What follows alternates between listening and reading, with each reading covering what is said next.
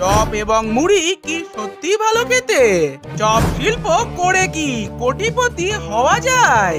এটা হলো ডাল ভাত আর এটা হলো বিরিয়ানি, কিন্তু আজ আমরা এগুলো একদম খাবো না।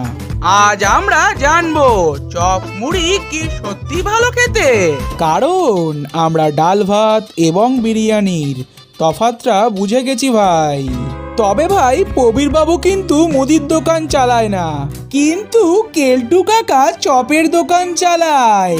বিকেল হলেই লক্ষ লক্ষ মানুষ লাইনে এসে দাঁড়ায়।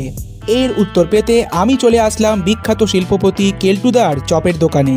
সেখান থেকে বেগুনি, পেঁয়াজি, ফুরুলি কোনো দিকে না তাকিয়ে আলুর চপ কিনে হালকা করে বেরিয়ে আসলাম।